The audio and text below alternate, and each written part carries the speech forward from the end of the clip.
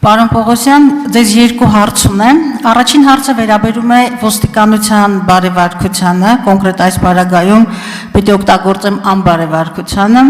նրանց կողմից դրսևորած բռնություններին, խոշտանգումներին, ինչպես նաև ուժի անհամաչափ գործադրմանը, մասնավորապես ոստիկանական այն ստորաբաժանման մասին է, որը հանրության մեջ հայտնի է որպես կարմիր բերետավորներ, այսինքն մի ստորաբաժանում, որը հիմնականում սպասարկում է զանգվածային միջոցառումները։ 2024 թվականի մայիս-հունիս ամիսներին հավաքների ընթացքում հատկապես տեղ են գտել օնլայն ռեժիմում ուժի անհամաչափ գործադրման, խոշտանգումների, բռնությունների,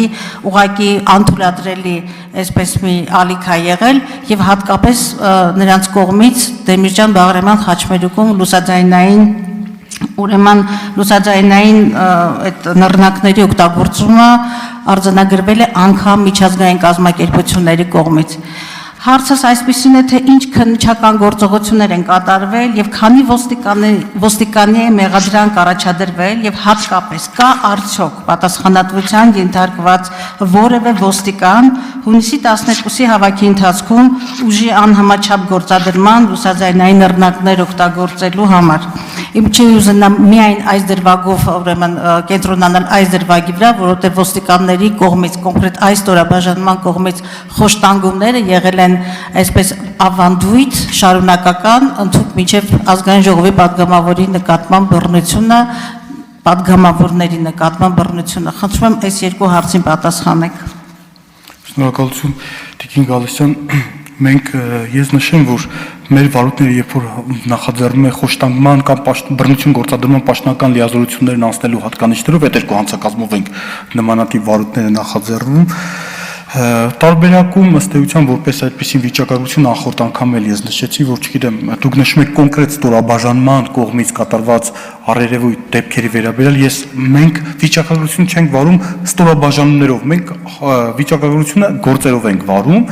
Այս մասով սա դրա համար այս մասով ես չեմ կարող ասեմ, օրինակ, չգիտեմ, դուք նշում եք օրինակ կոնկրետ ստորաբաժանման հետ կապված, ես չեմ կարող ասել իրանց կողմից կատարված քանի դեպք ունենք եւ այլն, բայց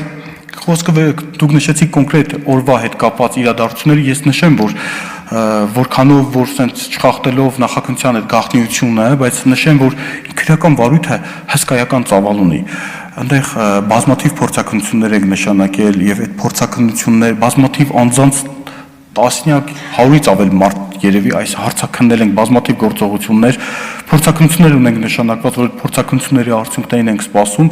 անհատականացրել ենք եւ տեսագրություններով յուրաքանչյուրի գործողությունները եւ այլն, դժողներ ունենք ճանաչված, ովքեր որ ներգրաված են այդ քրեական վարույթին, սպասում ենք եզրակացություններին, հիմա ասենց ասեմ, այս պահին կարգավիճակ այդ վարույթով կարգավիճակ ունեցող մեղադրյալի դատավարական կարգավիճակ ունեցող անձ չունենք։ Արձագանք։ Այո, պարոն Պողոսյան, անկեղծ ասած ձեր պատասխանը ինձ թե զարմացնում է, թե չի զարմացնում նկատի ունենալով այն մշակույթը, ինչի մեջ թաղված է Հայաստանը։ 2 օր առաջ խայտառակ ձևի կալանքի ենթարկվեց կամ բերման ենթարկվեց մի կին ընդամենը կոռուպցիա բառը օգտագործելու համար, իսկ օնլայն ռեժիմով ոստիկանական տվյալ ստորաբաժանումը անհատականացված պատգամավորի նկատմամբ բռնություն է գործադրում եւ դուք դեռ կոնկրետ մեղադրյալ չունեք, ոնց է այդպես լինում եւ երկրորդ կարևոր դրվագը, որը միջազգային բազմաթիվ կազմակերպությունների պետդեպի կողմից եւ այլն արձանագրվել է, չթույլատրված լուսաձայնային նռնակներ են օգտագործվել։ Հետո ինչ որ առողջապահության նախարարը կամ կառավարությունը հետին թվով փորձեց այն լեգիտիմացնել։ Սա այնքան ակնհայտ է այս հանցագործությունը, այնքան ակնհայտ եւ արձանագրված եւ այս գործերով որևէ մեղադրյալ չկա։ Սա ուղղակի կներեք էլի աչքա կապուցի է եւ այս ամբիոնին չի սազում եւ մեր հանրությանը պետք չի մոլորեցնել։ Այդ ոնց է լինում իշխանությունը սեփական շահը պաշտպանելու համար այսպես նախանձախնդիր սուրը առած ընկել է հասարակության մեջ, բայց կոնկրետ դեմքով իդենտիֆիկացված հանցագործին չի տեսնում։ Չի կարելի էլի վիրավորական է պետությանը, հայ մարդուն։ Տիկին Գալստյան, ես ձեր տրված քաղաքական գնահատականներն է, բայց ես նշեմ, որպես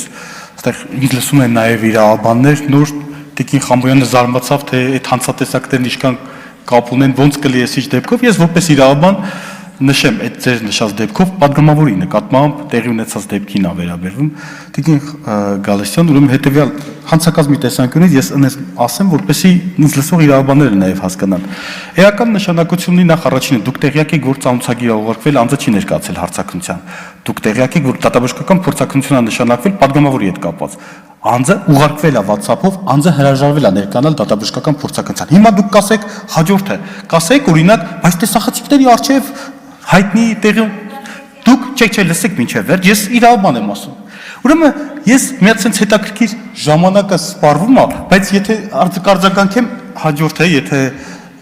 կարամ արձագանքեմ Ավարտեք միտքը, արձագանք չկա, ավարտեք միտքը։ Ավարտեք։ Նկատի եմ շարունակեք միտքը։ փորձակ որոշ դեպքերում ոչ միայն էական նշանակություն ունի տվյալ վարույթներով դատաբժշկական փորձակնության, այսինքն մարմնական վնասվածքի արկայությունը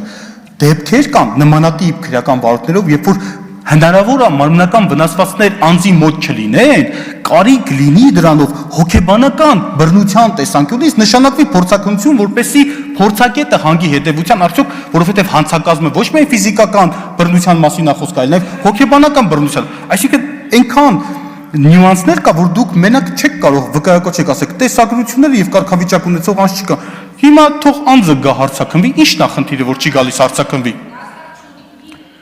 Ախր հարգելի կանայք, ինչի եք անընդհատ տեղից արձագանքում։ Պարոն Պողոսյան, խնդրում եմ չլսել իրենց, որովհետև հատկացված ժամանակն ավարտվել է։ Իրենց ընդհանրապես Տիկին Խամոյանը գրանցված չի։